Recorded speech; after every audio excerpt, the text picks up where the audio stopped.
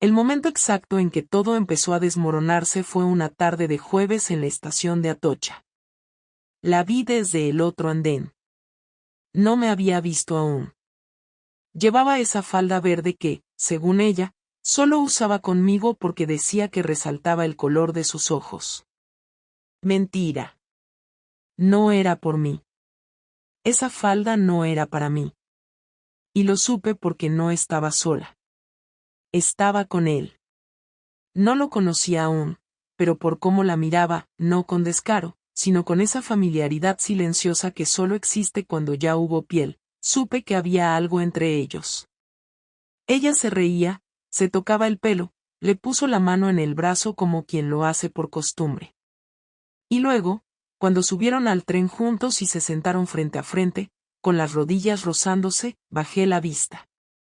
No podía mirar más. Sentí que me tragaba el suelo. Volví a casa andando. 3 estaciones completas. Ni siquiera sé por qué no la seguí, por qué no monté en el mismo tren. Algo dentro de mí prefirió no saber más. O no todavía. Llegué, me quité los zapatos, me senté en el sofá, y no me moví durante horas. Ni siquiera lloré. No hacía falta. Cuando el cuerpo sabe, no necesita confirmación. A la madrugada volvió. Yo fingí dormir. Se metió en la cama sin hacer ruido, como si eso la hiciera menos culpable. Y ahí, tumbada a mi lado, con su pelo aún oliendo a perfume, el caro, el que decía que le daba dolor de cabeza y por eso no usaba conmigo, me di cuenta de que la había perdido. No porque se acostara con otro, sino porque ya no pensaba en mí cuando se reía. Porque podía estar frente a mí durante una cena y no verme. Porque había rehecho su mundo interior sin mí y yo era el último en enterarme. Durante los siguientes días actué normal. Mejor dicho, perfeccioné el arte de actuar normal. Le preguntaba por el trabajo, le preparaba su café como siempre, incluso le di un masaje en la espalda cuando dijo que tenía tensión acumulada. Mentira. Lo hice porque quería sentir su piel una vez más antes de odiarla. Lo más jodido es que en esos días volví a quererla más que nunca. Y no por masoquismo, sino porque entendí lo frágil que era todo. Porque verla con otro me hizo recordar quién había sido para mí cuando aún éramos nosotros. Pero también me hizo ver en quién se había convertido. Una tarde, mientras ella se duchaba, entré en la habitación. En el cajón del armario, donde guardaba la ropa interior que no usaba nunca, faltaban cosas. Conocía cada conjunto porque, como un idiota enamorado, los había comprado yo. El negro de encaje, el burdeos de satén, el azul con transparencias. Todos eran conjuntos que, según ella, guardaba para ocasiones especiales. Y ninguna de esas ocasiones había sido conmigo en los últimos 2 años. Volvió de la ducha con el albornoz, secándose el pelo, sin saber que yo acababa de enterrar todo lo que creía tener. Me sonrió, me dio un beso fugaz, y fue a la cocina como si nada.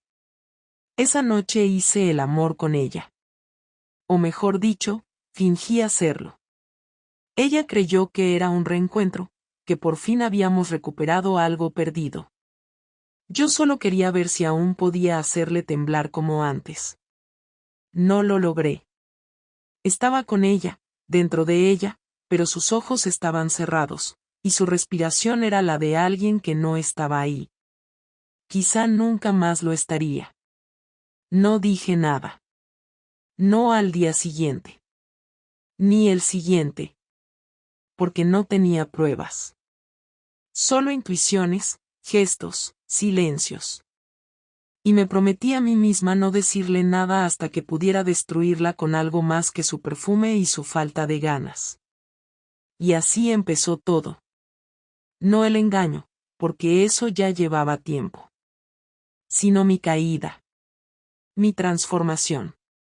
Porque cuando una mujer como yo traiciona, no lo hace de golpe. Lo hace en pequeñas decisiones. Una sonrisa de más. Una copa que se acepta. Una conversación que se alarga. Una mano que no se retira a tiempo. Y esa decisión llegó, sí. Pero no de la forma que esperaba. No sé exactamente qué me hizo bajar la guardia esa tarde. Quizás fue el cansancio, o la confianza absurda que crece cuando crees que estás siendo más lista que la persona con la que compartes casa, cama y vida. Javier llegó antes de lo habitual, pero no me dio tiempo a borrar nada. Yo estaba en el escritorio del salón, con el portátil abierto, contestando a un correo que no debía estar contestando en casa. Había salido de la cuenta del instituto para entrar en la personal, y lo tenía todo ahí delante. Mensajes. Fechas. Planes. Tonterías. Palabras que no se dicen entre amigos. Nada sexual en ese momento, pero todo claramente íntimo, privado, lleno de doble sentido y complicidad. Estaba tan concentrada que no lo escuché entrar. Solo noté su presencia cuando dijo mi nombre. Me giré, y vi que ya había leído el asunto del correo, y que su mirada no era de sospecha, era de certeza. Lo supe al instante. Ese momento donde todo se rompe sin ruido, como cuando una cuerda se tensa más de la cuenta y cede. No dijo nada durante unos segundos que se sintieron eternos. Luego solo preguntó, ¿quién es Nico? Y ahí no había forma de huir. Me quedé callada demasiado tiempo. Él no repitió la pregunta. Solo esperó. Le dije que era un profesor con el que estaba trabajando en el proyecto de intercambio. Me miró, se cruzó de brazos y me dijo, sin levantar la voz, pero no es solo un compañero, ¿verdad? Y en ese instante me sentí como una idiota de verdad, porque todavía quise negarlo. Dije que no entendía a qué se refería. Que solo estábamos organizando actividades, que el instituto necesitaba este tipo de conexiones. Fue patético. Y él lo sabía. No me gritó. No me insultó. Ni siquiera levantó la voz. Solo se sentó en el sofá, puso los codos sobre las rodillas, y se quedó mirando al suelo. Ese silencio fue mucho peor que si hubiera lanzado el portátil contra la pared. Lo peor fue que no me preguntó si lo había engañado. Me preguntó si me había enamorado. Así, directo. Y me descolocó completamente. Porque ni siquiera yo tenía la respuesta clara. No era amor, pero tampoco era cualquier cosa. Le dije que no estaba enamorada, que era solo alguien con quien había conectado porque me sentía sola. Javier se echó a reír, pero fue esa risa seca, de alguien que acaba de perder una apuesta que creía ganada. ¿Sola, contigo en casa todos los días? Me dolió que lo dijera así, pero tenía razón. Había estado ahí. Siempre. No era perfecto, pero nunca fue indiferente. Me traía el café cuando yo aún estaba en la cama, se acordaba de mis dolores de cabeza los domingos, sabía que me gustaba el pan de cereales y lo compraba aunque él prefiriera el blanco. Y yo, que había olvidado hasta qué perfume usaba con él, estaba sentada justificando lo que no tenía justificación. No lloró. Ni una lágrima. Me miró como si yo fuera una desconocida, como si no pudiera recordar por qué se había casado conmigo. Le pregunté si quería hablar, y me dijo que no. Que no había nada que hablar. Que necesitaba pensar. Salió a dar una vuelta. Tardó horas. Yo me quedé sola en el salón, con el portátil aún abierto, como una idiota. Y ni siquiera tenía el valor de borrar los mensajes. Como si eso sirviera de algo a esa altura. Cuando volvió, ni me miró.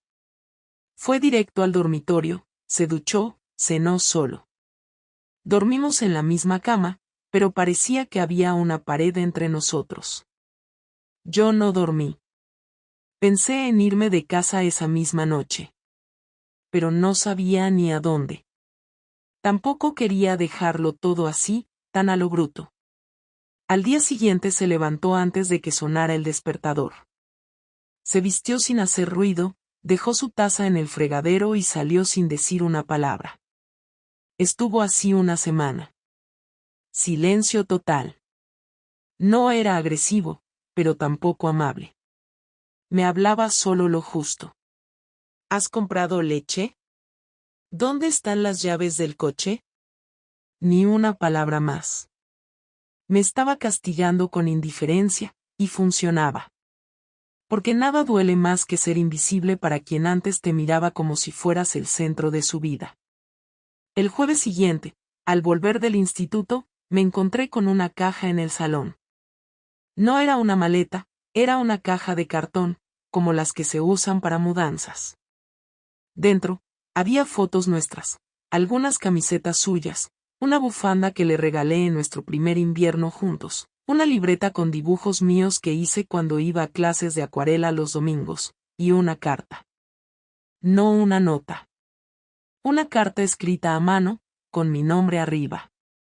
Tenía 2 páginas. En la primera me decía que ya sabía todo, que no necesitaba más explicaciones, que había estado siguiendo mis movimientos después de la tarde en Atocha. Que no había querido creerlo, pero que al final ya no podía seguir ignorándolo. Que no quería vengarse ni hacerme daño, pero que tampoco podía seguir compartiendo cama con alguien que lo miraba con culpa. Que me había querido más de lo que yo misma me quería, y que eso ya no era suficiente.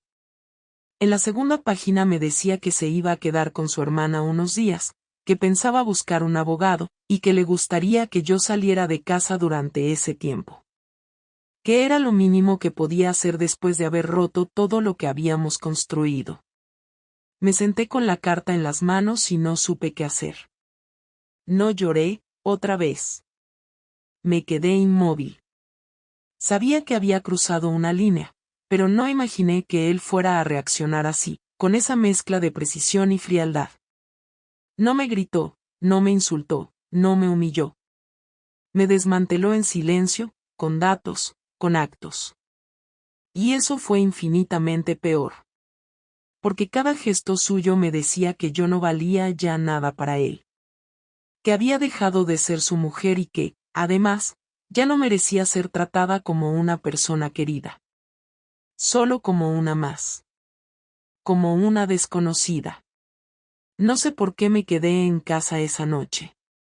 Quizás por costumbre.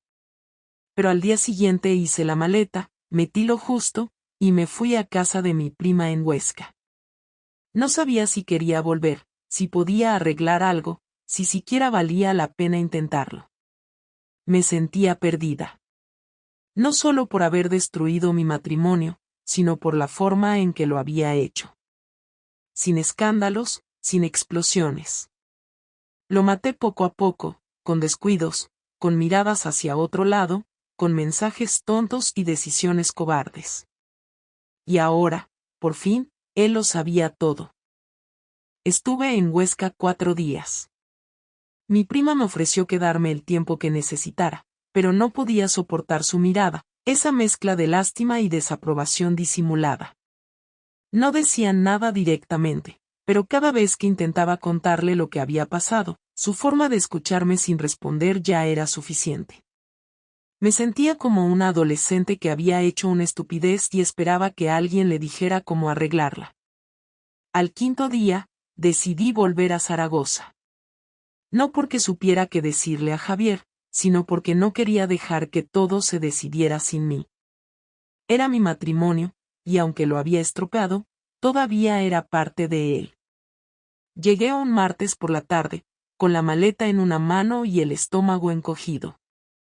La puerta estaba cerrada con doble vuelta, así que tuve que tocar el timbre. Tardó un par de minutos en abrir. Me miró desde el marco sin moverse. No llevaba ni camiseta, solo un pantalón de chándal. Estaba despeinado, con cara de haber dormido mal, pero no me saludó. No me dijo nada. Solo me dejó pasar, se fue directo al sofá y se sentó sin mirarme. Cerré la puerta, dejé la maleta junto a la pared y me quedé de pie en medio del salón sin saber cómo empezar. Le pregunté si podíamos hablar. No contestó.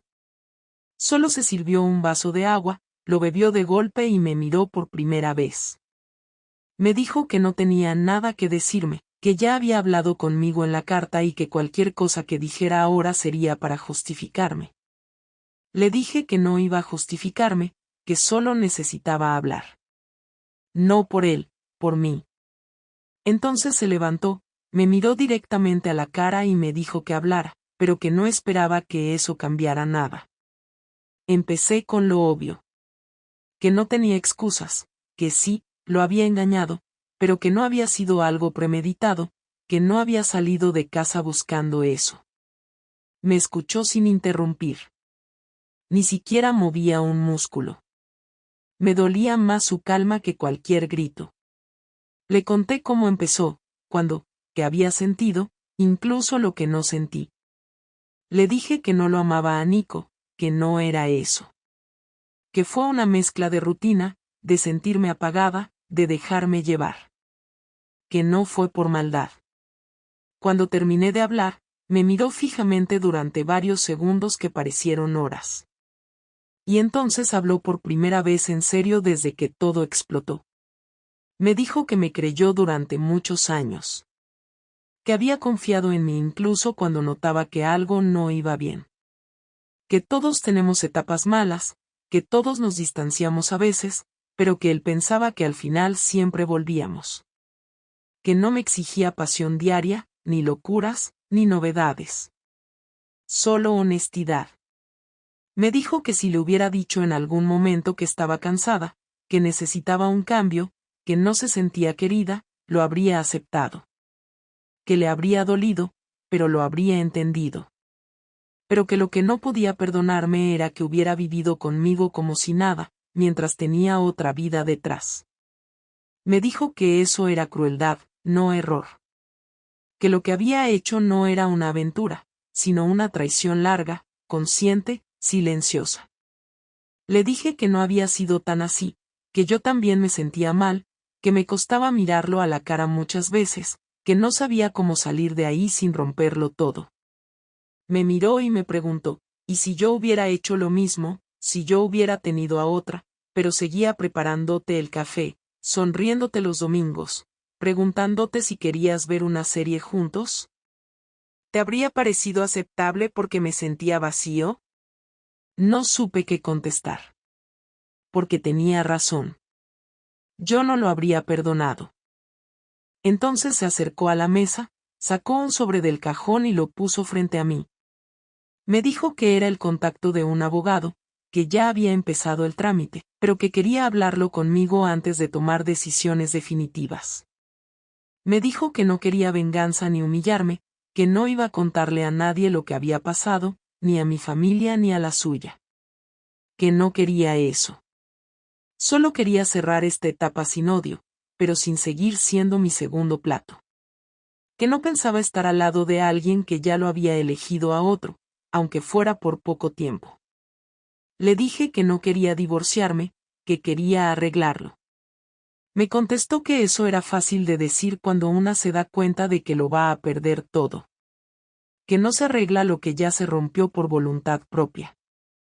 Le pedí que me dejara intentarlo, que podíamos ir a terapia, que yo iba a cortar todo contacto con Nico. Me preguntó si todavía seguía en contacto con él. Bajé la cabeza. Había recibido un mensaje suyo esa mañana y no lo había contestado, pero no lo había bloqueado tampoco. Javier se rió, esta vez con rabia. Entonces no has terminado. Solo has hecho una pausa por miedo. Me sentí completamente desnuda. Porque era verdad. No sabía si había terminado de sentir algo por Nico, o si solo me sentía culpable por haberlo hecho en primer lugar. Me dijo que él no iba a vivir con dudas. Que cada vez que yo saliera, él iba a pensar que tal vez estaba volviendo a lo mismo. Que no quería esa vida. Le pregunté si todavía me quería. Me miró con una mezcla de tristeza y resignación y dijo que sí, pero que eso no era suficiente. A ti también te quise. Y míranos ahora. Fue la última frase que me dijo antes de salir de casa. Estuvo fuera varias horas. Yo me quedé sola en el sofá, sin saber qué hacer. No me fui. Tampoco lloré. No podía. Había pasado de ser esposa a invitada en mi propia casa, y eso se sentía más frío que cualquier insulto. Al día siguiente, me pidió que buscara otro sitio para vivir mientras se resolvía todo.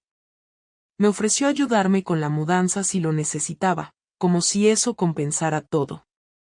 Me dijo que no quería que esto se convirtiera en una guerra, pero que no podía seguir fingiendo que éramos pareja. Me fui esa misma semana. A un piso alquilado cerca del centro. Pequeño, sin alma. Con muebles viejos y olor a humedad. Y ahí, en esa soledad silenciosa, entendí que la conversación que habíamos tenido fue el final. No oficial, pero sí real. Durante las primeras semanas en el piso nuevo viví en un estado extraño, como si estuviera castigada y a la vez esperando que alguien me dijera qué hacer. No hablaba con nadie sobre lo que había pasado, evitaba a mis padres porque sabía que en cuanto vieran mi expresión me pedirían explicaciones, y yo no tenía energía para contárselo a nadie. El piso era frío, con muebles gastados, un colchón demasiado duro y una cocina antigua donde nada encajaba bien, pero aún así era el único sitio donde no tenía que medir cada movimiento. Me despertaba cada día pensando en escribirle a Javier, pero no lo hacía. Cuando por fin me atrevía, borraba los mensajes antes de enviarlos porque ninguno sonaba suficiente. Durante esos días me repetí muchas veces que aún quedaba una ventana abierta, que su reacción tan contenida dejaba espacio para que algo pudiera repararse, que él era una persona sensata y que tal vez, si hablábamos más adelante, encontraríamos un punto medio. Me engañaba a mí misma porque no tenía nada más a lo que agarrarme. El primer golpe concreto llegó una tarde de viernes. Yo estaba volviendo de hacer la compra y vi que tenía 5 llamadas perdidas de una compañera del instituto, Inés, que rara vez me llamaba. Pensé que sería algo relacionado con el proyecto con León, pero cuando devolví la llamada su voz sonaba tensa. Me preguntó si estaba bien, algo que me incomodó porque no tenía forma de saber nada. Entonces me dijo que, según algunas personas del centro, Javier había llamado al director para pedir formalmente que yo fuera apartada del proyecto de intercambio porque consideraba que mi participación ponía en riesgo la imagen del instituto. No entendí nada en un primer momento y le pedí que me lo repitiera. Me lo confirmó palabra por palabra. Me quedé quieta, apoyada en el portal con las bolsas colgando de las manos. No sabía cómo reaccionar. Le pedí más detalles y me dijo que, al parecer, Javier había explicado que yo había mantenido una relación impropia con uno de los coordinadores franceses y que eso podía perjudicar al centro si salía a la luz en algún viaje o actividad conjunta. Yo no lo podía creer. No me imaginaba a Javier llamando a mi director, usando palabras oficiales para describir lo que había pasado, convirtiendo algo privado en un asunto laboral. Era un golpe directo. Y lo había hecho sin avisarme. Pasé el resto del camino a casa con la sensación de que la calle se había estrechado. Cuando entré al piso, dejé las bolsas tiradas en la cocina y me apoyé en la encimera intentando entender si aquello era venganza o si de verdad pensaba que estaba protegiendo mi puesto de trabajo. No sabía qué esperar de él, pero no esperaba esto. Me quedé así varios minutos y después decidí llamarlo. Tardó en contestar. Cuando por fin escuché su voz, no sonaba enfadado ni tenso, solo hablaron sus palabras como si no le afectara nada. Le pregunté directamente si había llamado al director. Me dijo que sí, sin rodeos. Le pregunté por qué lo había hecho. Me contestó que él no tenía intención de perjudicarme, pero que no podía permitir que yo siguiera representando al centro en un proyecto internacional mientras tenía a un profesor extranjero mandándome mensajes de madrugada. Le dije que eso no era asunto del instituto y que estaba mezclando cosas que no correspondían. Me respondió que si no quería que tuviera que intervenir, debería haber cortado con ese hombre a tiempo. Me quedé sin argumentos porque sabía que, aunque detestara su actitud, lo que decía no era del todo falso. Intenté explicarle que el proyecto era importante para mí y que había trabajado meses en él, pero no pareció importarle. Me dijo que yo misma había puesto en juego mi reputación y que él solo estaba asegurándose de que ninguna consecuencia profesional terminara cayendo sobre mí. Era un discurso absurdo, porque lo que había hecho era precisamente lo contrario. Le dije que eso era una humillación innecesaria. Me respondió que lo innecesario había sido mi engaño, y que ahora yo no podía elegir qué partes tenían consecuencias y cuáles no. Cortó la llamada sin despedirse. La semana siguiente fue un infierno. El director me llamó a su despacho para pedirme explicaciones. No fue hostil, pero sí formal. Me preguntó si lo que Javier había dicho era cierto. No mentí, pero tampoco di detalles. Le dije que estaba pasando por un momento personal complicado, que prefería no mezclarlo con mi trabajo, y que agradecía que se mantuviera mi privacidad. Él entendió, pero aún así decidió dejarme fuera del proyecto para evitar riesgos. No podía culparlo, pero me dolió como si me arrancaran algo. Era la única actividad que me hacía sentir viva últimamente. Y Javier lo sabía. Esa misma tarde recibí una notificación de mi banco. Al principio pensé que sería un error, pero cuando abrí el mensaje entendí otro golpe. Javier había solicitado la separación de bienes provisional mientras se resolvía el divorcio. No lo había hablado conmigo. No me había avisado. Simplemente lo había hecho. Eso implicaba que mis gastos de ahora en adelante serían únicamente míos. La cuenta conjunta quedaba limitada a pagos estrictos de la hipoteca, la luz y el agua. El resto quedaba congelado. Yo nunca había dependido económicamente de él, pero ver la separación por escrito, así, de un día para otro, me hizo sentir que ya no solo estaba alejándose emocionalmente, sino que estaba desmantelando nuestra vida compartida pieza por pieza, con una eficiencia que me asustaba. Intenté llamarlo, pero no contestó. Le escribí un mensaje largo, explicándole que podía hablar conmigo antes de tomar decisiones tan bruscas, pero no respondió.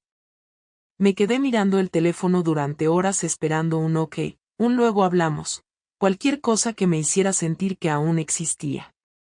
Nada. Y ahí entendí que su silencio ya no era dolor, era estrategia. Él ya no estaba reaccionando desde el daño. Estaba actuando desde un plan. Él había decidido que iba a reconstruir su vida sin mí, y quería asegurarse de que yo sintiera cada consecuencia. El golpe más fuerte llegó 2 días después, cuando su hermana me llamó. No para insultarme ni para culparme, sino para decirme que Javier había ido a recoger mis cosas al piso. Yo no lo había autorizado. Ella me dijo que él había abierto mis cajones, mis estanterías, mis cajas, y había guardado todo lo que consideraba mío. Lo peor no fue que lo hiciera. Lo peor fue cómo lo hizo. Separó la ropa, los libros, los objetos personales, y dejó una bolsa especialmente aislada con todo lo que yo tenía relacionado con el proyecto de Lyon, carpetas, documentos, folletos, y un sobre donde había guardado varias de mis notas, incluso las más antiguas. Parecía una limpieza quirúrgica. No dejó nada que me conectara a nuestra antigua vida conjunta, ni tampoco a la parte de mí que él consideraba responsable de lo que había pasado. Cuando fui a recoger las cajas, él no estaba. Me las entregó su hermana. Yo abrí una allí mismo para ver el contenido y encontré una camiseta suya que a mí me encantaba y que él sabía perfectamente que me gustaba. Pero no la había dejado con mis cosas habituales, sino doblada dentro de una bolsa transparente, como una muestra de laboratorio. No entendí el gesto al principio, pero después caí en que lo hacía para que me diera cuenta de que incluso lo emocional estaba siendo inventariado y apartado de su vida. No había insultos, ni textos hirientes, ni rabia explícita. Había orden, exactitud y distancia. Y eso dolía más que cualquier pelea. La noche que llevé las cajas al piso, las dejé apiladas en el salón sin abrirlas. Me senté en el suelo, apoyé la espalda en la pared y respiré despacio, intentando no pensar en la imagen de Javier revisando mis cajones, tocando mis cosas sin emoción, clasificando cada objeto como si fueran restos de un incendio. Me di cuenta de que su venganza no era ruidosa. Era calculada. Cada decisión estaba diseñada para recordarme que ya no tenía ningún lugar en su vida. No me estaba destruyendo a golpes, sino desmontando con exactitud. Y lo peor era que funcionaba. Porque cada día que pasaba sentía que perdía algo más, no solo a él, sino partes de mí que habían existido solamente en nuestra casa, en nuestras rutinas, en los pequeños gestos que ahora parecían absurdos. Y aún así, no podía culparlo por nada de lo que hacía. Sabía que cada acción suya nacía de una mezcla de dolor y necesidad de protección. Y yo era la responsable de que hubiera llegado a ese punto. Pasaron casi 3 semanas desde la última vez que supe de él. Ni mensajes, ni llamadas, ni una señal mínima de que pensara en hablar conmigo. Yo me limitaba a seguir con mi trabajo, con las clases, con una rutina que no parecía mía, y que repetía cada día porque era lo único que podía controlar. Vivía en automático, sin ganas, sin energía, sin hambre y con un nudo constante en el estómago que me impedía dormir. Dejé de revisar las redes porque me aterraba la posibilidad de ver una foto suya, un cambio de estado, cualquier cosa que me confirmara que estaba pasando páginas sin mí. Pero tampoco podía concentrarme en otra cosa. Así que pasaba los días entre papeles del instituto y llamadas breves con mi madre, que aún no entendía por qué Javier y yo estábamos tomando un tiempo, como yo se lo había descrito para evitar explicaciones. Era mentira, claro. No estábamos tomando un tiempo. Estábamos cerrando una historia, y él lo estaba haciendo sin decirlo en voz alta. Yo seguía esperando que en algún momento me llamara para decir que necesitaba hablar conmigo, aunque fuera para terminarlo todo formalmente. Pero no lo hacía. Y eso me iba matando. Un sábado por la mañana, sin pensarlo demasiado, me levanté, me vestí y me subí al coche. No sabía qué iba a decirle, ni siquiera sabía si estaría en casa. Pero necesitaba hablar con él. No podía seguir viviendo con esta incertidumbre. Llegué a la puerta y estuve 10 minutos dentro del coche sin bajarme. Cuando por fin lo hice, caminé hasta el portal con paso firme, como si ya supiera qué iba a pasar. Toqué el timbre y esperé. Tardó, pero respondió. Su voz sonó seca, sin sorpresa. Me preguntó qué quería. Le dije que necesitaba hablar con él, sin rodeos. Me dijo que subiera. No fue una invitación cálida, pero tampoco me cerró la puerta. Cuando abrió, no me sonrió. Se hizo a un lado y me dejó pasar. Todo estaba igual que antes, pero la energía era otra. Ya no era mi casa. No me ofreció café, ni agua. Solo se sentó en la silla del comedor y esperó. Me quedé de pie unos segundos y luego me senté frente a él. Le dije que no sabía ni por dónde empezar. Él me respondió que lo dudaba. Le pregunté si de verdad no quería intentar salvar nada, si después de tantos años no había ni una mínima posibilidad de que hiciéramos un esfuerzo. Me miró con una expresión tranquila, pero sin empatía. Me dijo que todo lo que él había sentido por mí estaba enterrado bajo cada decisión que yo tomé durante los últimos meses. Que no había sido un error, ni un impulso, sino una secuencia constante de pequeñas traiciones que yo había considerado inofensivas hasta que fue demasiado tarde. Le dije que me sentía vacía, que no dormía, que no comía, que pensaba en él todo el tiempo, que no sabía cómo había sido capaz de hacer lo que hice, que no me reconocía, que estaba arrepentida de verdad. Me escuchó sin interrumpir. Me dejó hablar durante varios minutos, y cuando terminé, me preguntó si yo pensaba que con eso bastaba. Le dije que no esperaba que con eso se arreglara todo, solo quería que me escuchara. Me preguntó si de verdad pensaba que el amor de una persona podía sobrevivir a una decepción así. Le dije que quería creer que sí. Me miró como si estuviera hablando con alguien ingenuo, y me dijo que yo no había entendido nada. Me explicó que no me odiaba, que no me deseaba ningún mal, que no hablaba de mí con rabia ni con vergüenza, que no había contado a nadie lo que había pasado, ni siquiera a su madre, porque no quería revivirlo una y otra vez. Me dijo que lo que más le había dolido no era que me acostara con otro, sino que durante semanas enteras me mirara a los ojos y fingiera que todo estaba bien. Que compartiera cama con él, mesa, conversaciones, mientras por dentro ya me había ido. Que eso no se arreglaba con arrepentimiento, porque lo que se había roto no era solo la confianza, sino la idea que tenía de mí. Que ahora me miraba y ya no veía a la misma persona. Que incluso si quisiera perdonarme, ya no sabría cómo confiar otra vez. Le pregunté si había alguien más, si estaba viendo a alguien.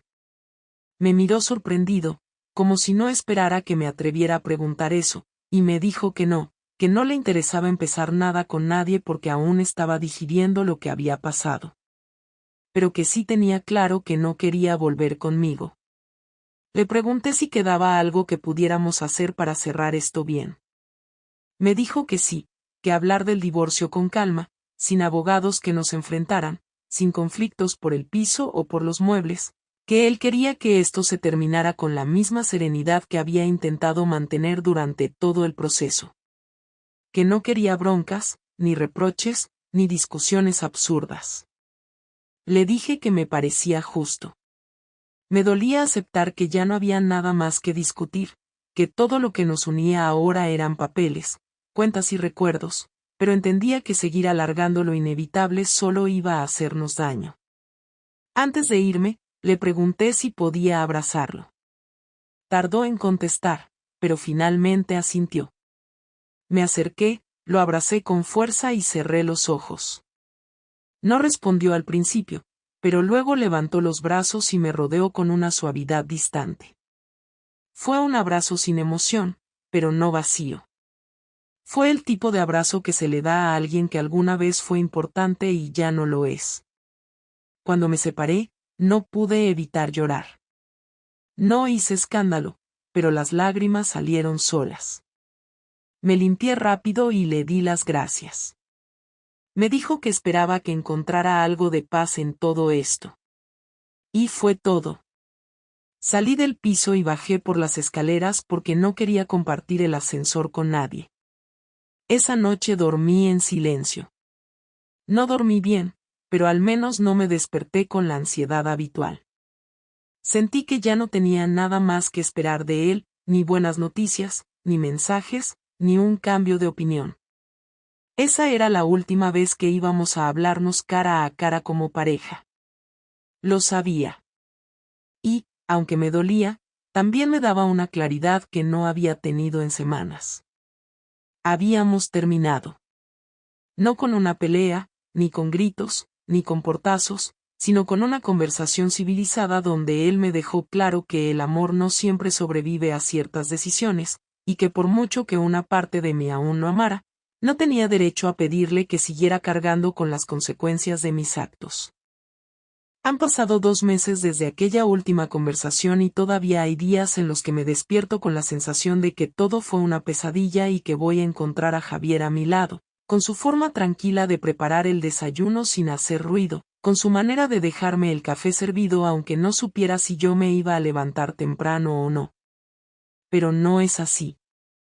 Me levanto sola, en un piso que no tiene nada mío salvo mis cosas, que huele distinto, que no tiene historia, que me recuerda a cada minuto que ya no tengo lo que tuve y que eso no va a volver.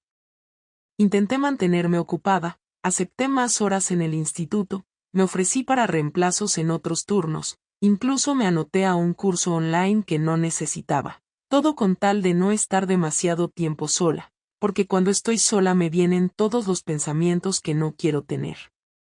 Durante mucho tiempo pensé que iba a ser más fuerte, que la distancia me iba a ayudar a olvidar, pero lo único que ha hecho es obligarme a aceptar.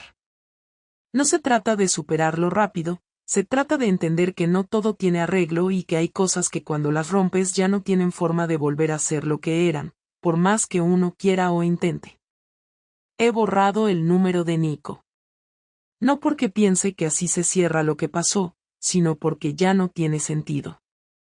Nunca fue alguien real en mi vida, solo un escape. No lo digo por despreciarlo, lo digo porque ahora lo veo con claridad. Nunca iba a ser una relación, ni siquiera algo que valiera la pena construir. Fue una válvula, un respiro estúpido que confundí con conexión, cuando en realidad lo que buscaba era salir de mí misma.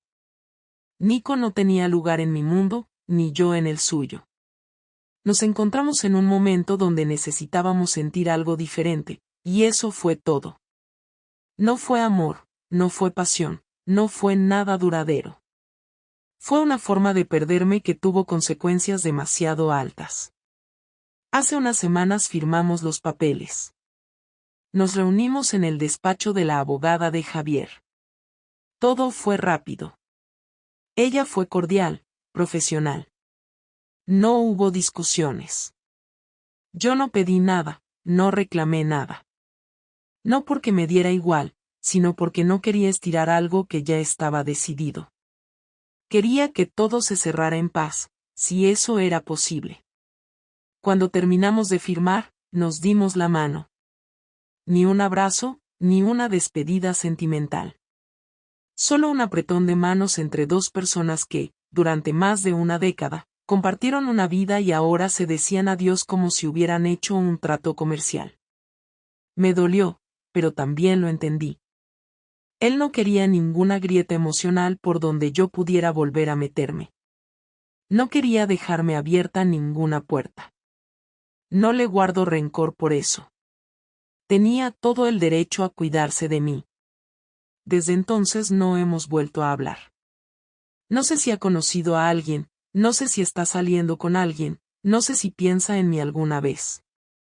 Me encantaría creer que sí, que en algún momento de su día hay algo que le recuerda a mí, pero también entiendo que no tengo derecho a esperar eso.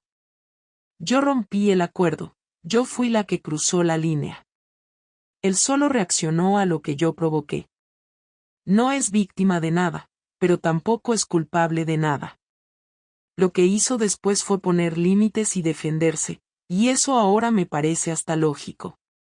Volví a ver a su hermana en una reunión familiar que no pude evitar. Fue cordial, incluso me saludó con un beso, pero noté que ya no éramos cercanas. No es que me odiara, pero tampoco tenía interés en saber cómo estaba. Me hizo un par de preguntas por compromiso, me dijo que Javier estaba bien, trabajando mucho, y que se había apuntado a clases de cocina. Yo asentí, fingí una sonrisa y me fui al poco rato. No podía quedarme más tiempo escuchando historias de una vida a la que ya no pertenezco. Mis padres no saben toda la verdad. Les dije que fue una separación por diferencias irreconciliables. Mi madre sospecha, me mira con una mezcla de decepción contenida y preocupación, pero no pregunta. Mi padre prefiere no saber. Me llaman cada 2 o 3 días para ver cómo estoy, me invitan a comer, me insisten en que vuelva a casa unos días, pero siempre les pongo excusas. No quiero que me vean así, no quiero sentarme en la mesa con la cara larga, intentando no llorar delante de ellos. No quiero darles más motivos para preocuparse. A veces me cruzo con lugares donde solíamos ir con Javier. Cafeterías, librerías, incluso algún parque donde solíamos caminar los domingos. Me detengo unos segundos, recuerdo detalles, y luego sigo caminando. Ya no evito los recuerdos, pero tampoco me dejo atrapar por ellos. Están ahí, como todo lo que uno vivió. No se pueden borrar. Tampoco me interesa borrarlos. Hubo cosas hermosas en nuestra historia. Y aunque ahora duela recordarlas, prefiero que duela a que no signifiquen nada. ¿Qué aprendí de todo esto? Que uno no puede vivir ignorando los vacíos. Que si algo empieza a faltarte, hay que decirlo, hay que hablarlo, hay que enfrentarlo. Yo no lo hice. Me callé. Pensé que lo podía manejar sola. Pensé que era mejor no molestar, no incomodar, no pedir. Y cuando quise darme cuenta, ya había cruzado una línea sin retorno. La infidelidad no empieza cuando te acuestas con otro. Empieza mucho antes. En el momento en que elegís callar en vez de hablar. En el momento en que buscas en otro lo que no te animas a reclamarle al que tenés al lado. En el momento en que dejas de mirar a tu pareja como tu compañero y empezás a verlo como alguien que no te entiende, que no te escucha, que ya no te hace sentir nada. Y si llegas ahí, y no lo hablas, y no lo enfrentas, estás abriendo la puerta para hacerle daño a alguien que no se lo merece. No sé qué va a pasar conmigo de ahora en adelante. No tengo planes a largo plazo. Sigo trabajando en el instituto. Me ofrecieron colaborar con un proyecto nuevo para el año que viene y estoy considerando mudarme de ciudad. No porque quiera huir, sino porque necesito empezar en otro lugar, donde no todo me recuerde lo que perdí. No quiero reinventarme ni hacérmela fuerte. Solo quiero vivir en paz, con menos ruido, con menos culpa. Eso es lo único que me interesa ahora. No voy a decir que todo pasa, porque no lo sé. Pero sí sé que todo cambia. Y que uno tiene que aprender a vivir con esos cambios aunque no los haya elegido. Aunque duelan. Aunque cuesten.